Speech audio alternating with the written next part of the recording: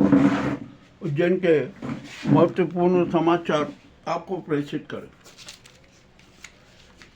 आज किसान संघ का भव्य आंदोलन शुरू होने वाला था, धरना भी हो रहा था और भी प्रदर्शन करने वाले थे, किंतु इसी बीच सरकार ने किसानों की आवाज़ को ध्यान में रखते मूल रूप देते हुए लैंड पूल एक्ट को ही निरस्त कर दिया। अब लैंड पूल वाली बात सब खत्म हो गई। सबको संज्ञान है कि 2800 हेक्टेयर भूमि सिंहस्थ क्षेत्र में है, तो वहाँ लैंड पूलिंग वाला मामला पूरा खत्म हो गया। तब किसान संघ ने शायद आंदोलन भी निरस्त कर दिया, ऐसा लगता है पूरा। अब कोई धरना नहीं होगा, सरकार ने घोषणा कर दी है, लैंड पूल एक्ट ही सब खत्म कर दिया। चलिए ठीक है, जो भी है। अब सिंहस्थ निर्माण के लिए भी एक नई गाइडलाइन आना चाहिए। सिंहस्थ क्षेत्र में कितने पक्के और स्थायी निर्माण है, जिनकी संख्या लगभग 427 है, उन पर भी अब कार्रवाई होना चाहिए और होगी, निश्चित होगी, कोई दिक्कत नहीं है। अब यहाँ पर जितने भी निर्माण हो रहा है ना, उनकी गुणवत्ता पर भी सवाल खड़ा हुआ है। अब कैसी गुणवत्ता होगी, क्या होगी, उनकी निर्माण की गारंटी बस कितना रहेगा, अभी कहीं कुछ खुलासा नहीं। जो सड़कें करोड़ों में बनती है, 1-1.5 साल में समाप्त हो जाती है। हमारे उज्जैन में जब रिकांडो ने सड़क बनाई थी, वो सड़कें 20 साल तक खराब नहीं हुई, और अभी भी कहीं खराब रिकांडो की बनाई हुई सड़कें सही स्थिति में है। तो ये नाटक क्यों होता है ना, यहाँ पर बहुत भारी घोटाला होता है, और घटिया निर्माण तो हर जगह हो रहा है, इसमें भी कोई शंका नहीं। और मज़ेदार की बात ये, योजनाओं की डीपीआर बनती है ना, उसमें भी घालमेल रहता है, उसमें भी विवेकहीनता रहती है। तो जितनी भी डीपीआर बनती है ना, उनका सूक्ष्मता से अध्ययन किया जाए और विवेकी ढंग से डीपीआर बनाई जाए, ये भी बहुत ज़रूरी है। अब आइए, अब निर्माण कार्यों के ठेके देने की बात। अब निर्माण कार्य के ठेके के लिए अब नया सिस्टम लागू कर दिया, और नए सिस्टम से जो निर्माण दर है ना, वो 1 से 2 गुना और बढ़ जाएगी। मामला बड़ा विचित्र है। ये तो एक शातिर खेला है कमीशनबाजी का और नए नए घोटाले करने का। ठीक है, जो भी है ना, वो किया जाए। अब यहाँ पर आज ही मैंने अभी जो समाचार पढ़ा और देखा कि अब जितने भी निर्माण कार्य होंगे ना, वो आम सहमति से होंगे। ये आम सहमति क्या भला है? योजना आप बनाते हो, सब कुछ करते हो, जनता से कभी पूछा आपने? नहीं, किसी से नहीं पूछा। मन माने ढंग से अपने निर्माण कराए जाते हैं, निर्णय लिए जाते हैं। जनता की राय लो ना, कि जनता क्या चाहती है। जनता चाहती है कि उज्जैन की सड़कें हैं ना, बहुत छोटी हो गई है, तो यहाँ पर बड़े विस्तृत पैमाने पर उनका चौड़ीकरण किया जाए, परंतु नहीं हुआ। जब यहाँ पर अभी जो चौड़ीकरण चल रहा है, जनता खुद कह रही थी कि आप 5-5 फीट और ज़्यादा ले लीजिए। 5-5 फीट ज़्यादा का हम देने को तैयार हैं, ताकि भविष्य में 100-200 साल तक चौड़ीकरण की योजना नहीं आए। परंतु वो योजना नकार दी गई। क्यों नकार दी गई? कि अरे नहीं, ये मास्टर प्लान में घोषित है, उसके अगेंस्ट में हम कैसे कर सकते। ठीक है, आपने नहीं किया, कोई बात नहीं। अब ये फिर कभी तो क्या। और यहाँ पर एक बहुत बड़ी मज़ेदार बात बताता हूँ कि हमारे यहाँ की सफाई व्यवस्था दस्त है। नालियों पर ओटले बने, जालियाँ बनी हैं, जिससे सफाई व्यवस्था हो नहीं पाती है। आम जनता चाहती है कि सारे जो है ना, ये तोड़ा पट्टी बनाई जाए दुकानदार के सामने, दुकानों के सामने तोड़ा पट्टी बनाए, ताकि गटरों की गटरों की सफाई हो सके। आपने गटरे ढक दी और ढक दी, सफाई कहाँ से होगी, जिसके कारण सारी व्यवस्था ध्वस्त है। तो ये तोड़ा पट्टी भी होना चाहिए। हर दुकान के आगे 5 फीट की तोड़ा पट्टी अनिवार्य रूप पर दी जाए, ताकि ग्राहक उस पर खड़े हो सके, उस पर कोई सामान न रखा जाए, ऐसी भी व्यवस्था की जाना चाहिए। और जो मुख्य सड़कों पर 42 फीट के नीचे कितनी जितनी भी गैलरियाँ बनी है ना, उन सबको हटाई जाए।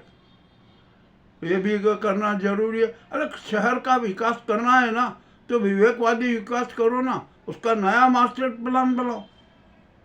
नया मास्टर प्लान बनाते नहीं हो, जो ये कर दे तो ठीक है। अब यहाँ पर जो जितने चौराहे हैं, लगभग 16 चौराहे तो ऐसे हैं जिनका 70 फीट वृत्त का होना बहुत जरूरी है, परंतु उसके लिए अभी कोई योजना नहीं, जबकि उसका बजट आ चुका है।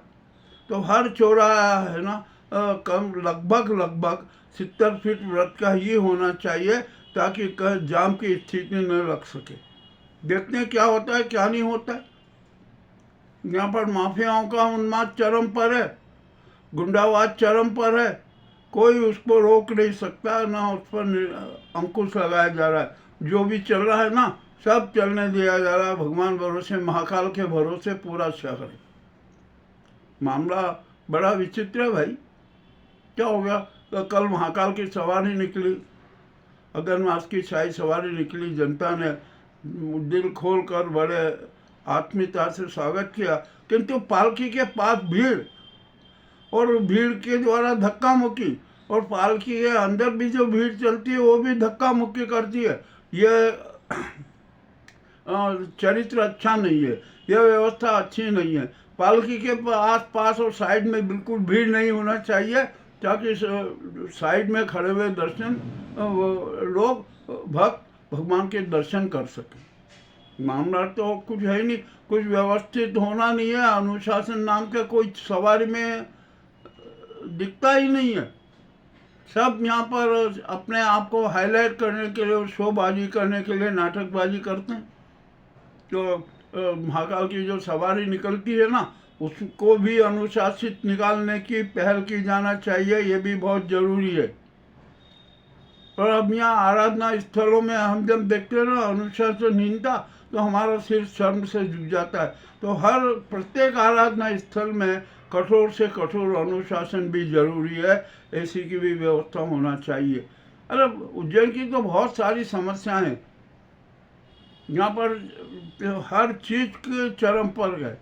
अतिक्रमण देख लीजिए, चरम पर है, प्रदूषण चरम पर है, उन्माद चरम पर है, सफाई व्यवस्था ध्वस्त है, और हर बेरोजगारी की समस्या का कोई कह ही नहीं सकते। और अतिक्रमण की तो यह हालत है कि जिसकी कोई सीमा नहीं। व्यापारी अतिक्रमण कर रहे हैं, ठेले वाले अतिक्रमण कर रहे हैं, वाहन चालक अतिक्रमण कर रहे हैं। ठीक है, अब क्या करें, बेचारे पैदल यात्री परेशान है।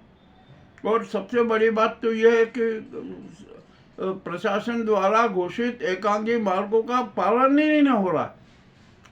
यह पालन क्यों नहीं हो रहा? तो उसका भी पालन करवाइए ना सख्ती से, मगर नहीं करवा रहे।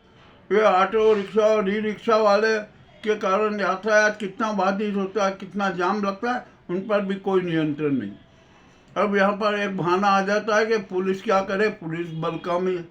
चलिए, आपके बात में मान लिया पुलिस बल कम है, हम भी ये मान देते हैं कि बिल्कुल ये 100% सत्य है कि पुलिस बल कम है, परंतु इसका ये समस्या है, कोहराम क्यों मचा रहे?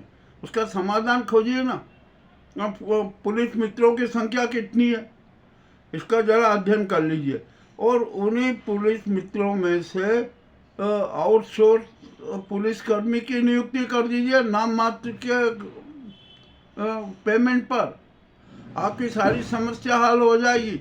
हर चौराहों पर पुलिस मित्र, और ये मंदिरों में भीड़ वाले क्षेत्र में सब दूर आपको पुलिस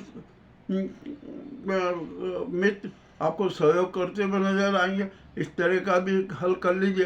कार्तिक महीने में देखिए तो जेबकट और मोबाइल चोर सक्रिय है।